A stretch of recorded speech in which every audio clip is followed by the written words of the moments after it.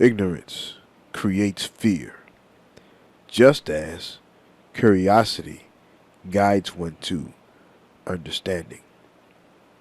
Where understanding is present, fear does not exist. Where there is fear, rest assured that it is only the smoke. You see, ignorance is the fire that fear is signaling. Become bold. Become curious. Go understand the cause of the fear. Understanding and wisdom is the fruit of that endeavor. Understanding is only the water drop that feeds one's pool of wisdom. We want to create an ocean of wisdom. This is only accomplished by those who create rains of understanding, by accepting the trials and becoming curious of the ignorance their fear signals them to. There is no combination of words that will give you purpose. It is your purpose that gives life to your word. Be intentional in exercising the purpose of your word. Thy will be done. You, yourself, will, mind, and action united. Be, am, become, will, manifest, done, do, did. The result of will. Thy will be done. Exposure to truth and its vibration, which is honesty, no matter how uncomfortable it can feel, always results in adaptation, which is growth, and ultimately self-awareness. Exposure to deception and its vibration, phoniness, insecurity, no matter how pleasurable it may feel, always results in degradation and ultimately self-destruction. Truthfulness is always the answer. You only need to look to nature to see that principle reflected in all of creation. I am a self-directed intellectual. Academia schooled me to be an anti-intellectual and pro-school. After high school, I taught myself to truly read. I refused to exist in the quasi-literate stupor they boxed me into. The things my mind is creating these days were called impossible by academia. I am an intellectual, not an academic. One cannot love health and love disease at the same time. To operate outside of divine law, which is love, is to sow seeds of disorder. Disorder allows the flourishing of disease. To embrace divine law, love, results in health. To embrace divine hate is to crush, stamp out, reject disorder in order to protect the integrity of the whole. Time is one cycle with infinite orbits. Truth has no tomorrow because yesterday has no end. Real time is the clock of the sovereign mind. Schools teach languages in a programmatic form. Language is actually learned by using it to classify one's own direct observations and personal experience. Language is created to be as personal as one's personal thoughts. In fact, your use of language determines the type of feedback the mind will receive. Honest language determines the honest language attracts honest feedback. Dishonest language attracts confused feedback. No one can compel you to be inaccurate with your own expression of language without your consent. Your skill in wielding language determines your ability to trust the feedback coming at you. The culture, not the textbook, determines the structure and flow of the language. Effectiveness of sending and receiving meaning, not standardized exams, determine the level of skill one possesses in his own use of language. Though there's an effort to blur the lines between culture and mass brainwashing via entertainment, the soul of culture cannot be destroyed nor faked. Where brainwashing is present, genuine soulfulness is absent. Seduction enslaves the mind. Truth forces the mind free, even against its will. Words are numbers, so use them with precision. The difference between a tool and a weapon, it's what it's pointed at. Keep your energy honest and your thinking truthful at all times. Ensures your own mind will never be weaponized against you. Truth fears no challenge, as it's always pushing itself into the open. Deceivers fear all questions, because the math of a question will expose the answer, no matter how hard they work to hide it. History is not a series of events from a long time ago. They tell you this to disconnect you from the context of their existence. The mentality, culture, never changes. Only its expression changes. White people at all times have always sought to disrupt order on this planet. You don't need to have malice against them. You just must understand that your maximum greatness cannot occupy. You must understand that your maximum greatness cannot occupy the same space as them. A black person always has a black root. No tree survives hating its root. Have you ever observed a high level of anti-blackness in your family? Does that anti-blackness match in intensity the positive affinity for whiteness in the same family? Answer with observation rather than with emotion. Emotion must be reconditioned to truthfulness in order to be a strong tool for seeing. As of now, until we do the work, we all love white people more than ourselves. This is unnatural. Embracing the truth is hard because we are taught how to feel about the situation.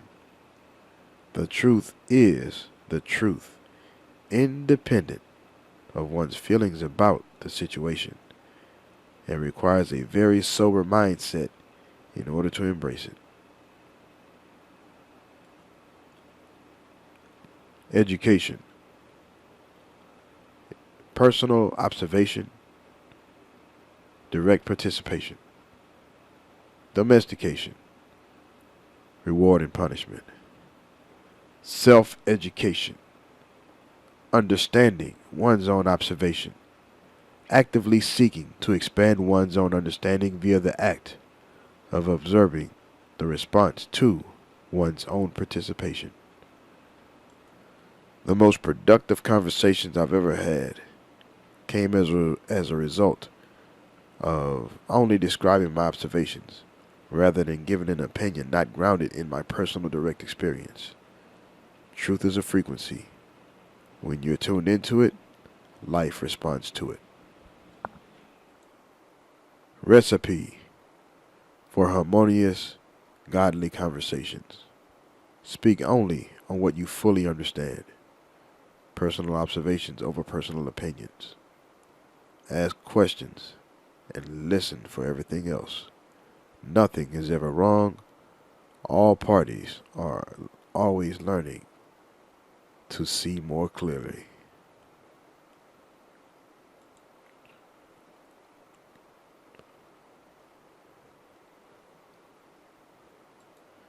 Math destroys myth.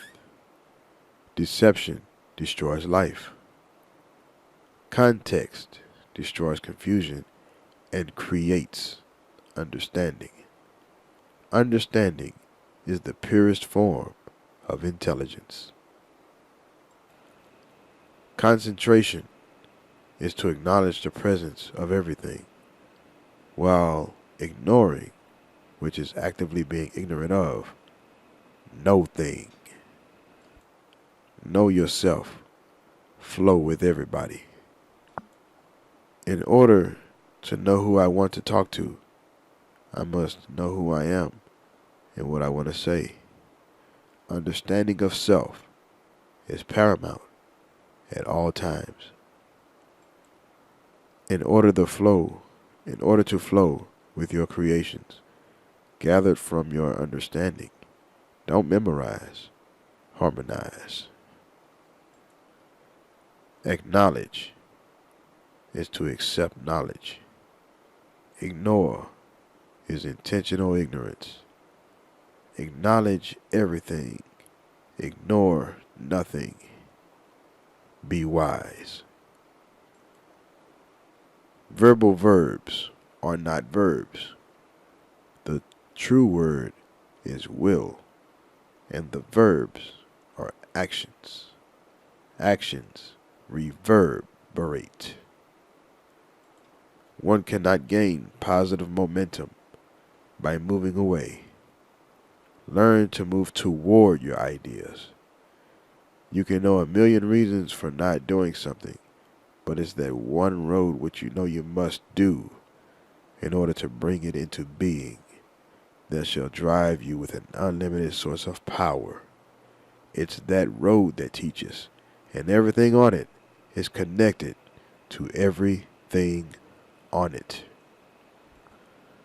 The law of the universe is cause and effect. In order to learn directly from the universe, one must directly cause the event which shall affect him directly. The information contained within the feedback one receives from such a trial is far more dense and immense than any words could ever convey. Pose the question in the form of an action. In a world where ridicule is used to convince leaders to follow the followers, always know that power remains with he who acts with purpose on Let me start over. In a world where ridicule is used to convince leaders to follow the followers, always know that power remains with he who acts with purpose, on purpose, for effects, which are answers, to his causes, which are questions. Only a seeker will become a knower. My attempt to articulate the process of learning. It's that goofing around aspect to our nature as Africans that makes it easy for us to learn everything. In the West, we aren't taught how to use this natural trait constructively. In fact, we are guided to destroy ourselves with it. We instinctively know that all senses are one, that one sense is feel, also known as perception. Playing marries all so-called senses into one and animates the one sense with rhythm. It is this rhythm that gives us precision even as we play. Because being on time with rhythm requires us to be mathematically and uncompromisingly precise. All we lack here is the language to express this quality about our nature in its appropriate context. This language is something only we can give ourselves, which is one thing I try to do with myself.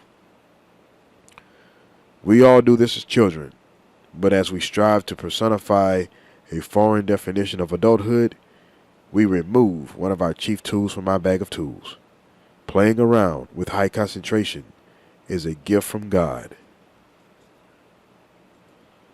It is the abstract, which is the parent, that gives birth to the apparent. Listen before you can hear. Visualize before you can act. Hear before you can speak. That which is apparent would not be, were it not for its parent, the abstract. The purpose of your actions. The purpose your actions are born from is truth. Do not allow the words of deceivers to distract you from your purpose. What you know you are doing is the truth. Never move on what people think you are doing. Stay true. Confidence is the energy that flows into one's soul when he exercises courage. Alchemy is the mathematics performed only with whole numbers. Chemistry is a derivative of alchemy conducted with fragmented numbers. Truth is 100% whole.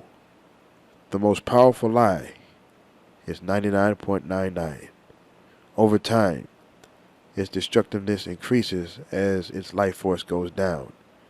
Chemists are always looking for the next 99.99 as they lack the truthfulness to tap into the 100% already around them. Confidence is self-trust. Trust is built on truthfulness. Honesty leads one to truth like a compass.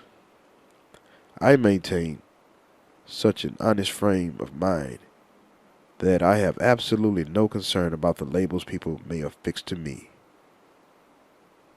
I concentrate on actually being me and will not compromise a drop of honesty in order to attempt to influence what someone thinks I am. As long as I know the honest place I'm operating from, that's comforting enough for me. I know we are in a society which highly values superficial, surface level niceties. I care only for substantive content. Those who come to understand that will begin to understand me. Just as Europeans once thought the earth was flat, the earth continued to be its actual self. Those ignorant to the truth must work on themselves to see, as the truth will be, independent of what one thinks. I speak as clearly as I can, and I do not use labels, which are terms that lack meaning. I do not always subscribe to prescribed definitions. I describe what I see.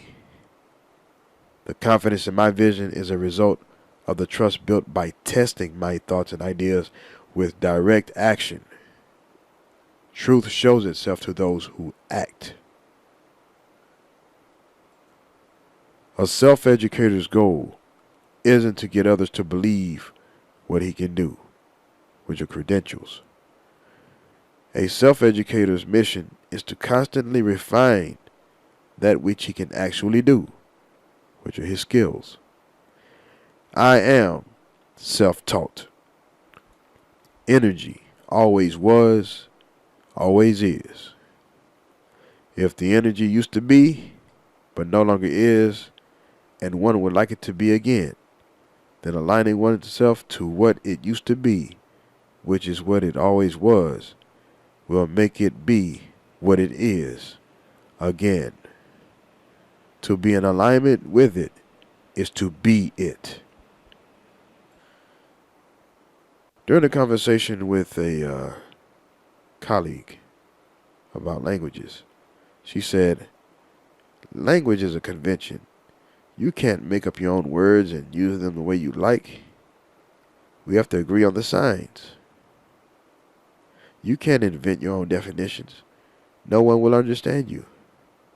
My response: I believe language is organic and not conventional. Agreement on terms is worthless if we aren't looking at the same thing. The operative question seems to be, from where do words derive their meaning? My answer to that question: the idea the speaker is trying to convey is the most important thing the listener must hear in the conversation. If one listens intently enough, one will be able to hear meaning from the speaker, regardless of the speaker's word usage. Different cultures agree on the words their language uses based upon what they are collectively looking at as a people. If I am to understand them, I must come to be able to see what they are looking at for myself. When we are looking at the same thing, we have achieved communication. It is my job as the listener or learner to hear. Without that cultural perspective, there will be no full communication. It does not matter what words you use. Flow is everything. Personal example. In order to learn Vietnamese, I had to actually listen to hear what the Vietnamese people were actually saying. The dictionary did not work. Google Translator didn't work. I had to place the burden of understanding the people solely on myself. I listened to the movies without understanding the words. I listened to the music for hours without understanding the words. I understood nothing. Listening is to hearing as weightlifting is to strength. As I continued to place my concentration into listening, I began to hear the culture speak its language to me more and more. As my hearing increased, my ability to move my own ideas in that same rhythm also began to increase. There is no speaking without listening. Talking irritates people who know you do not understand them. People will listen to a speaker all night long. A talker will drain the energy of a listener. A speaker contributes to the hearing of a listener. The speaker always knows what he means, and when he says something, if I'm to benefit from his teachings, I must be the one to listen intently enough to actually hear the message. My mind started tuning out of school around 5th grade. After that point, I only made straight A's once for a single term, never for a whole school year. Looking back on it, the only real things I learned from school was how to read, write, do addition and subtraction. I even dropped out of school for a year before going back to get the diploma paper. When I graduated, I was confused and barely literate. I could pronounce words very well, but I did not know how to read for comprehension. I got my first job outside of high school and spent much of my spare money on books from Half Price Bookstore. I bought books well above my reading level on subjects I was really interested in. After about 5 years, everything came full circle. I realized the key to stopping black genius is to take power of language from us. Reading, writing, and arithmetic are very dangerous tools, weapons.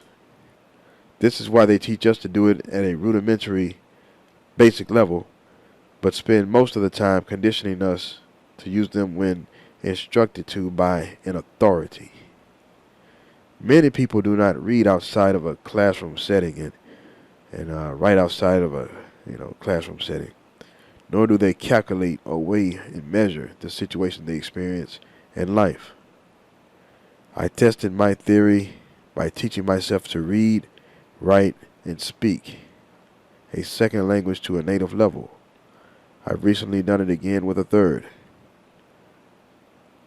Once black folk take the power to use language to order their experiences, our creativity will be unstoppable again. Most of us have equated learning with school. If you do that, then you will always need a school to feel better. But learning is always a personal choice. Keep that in mind. Stay learning.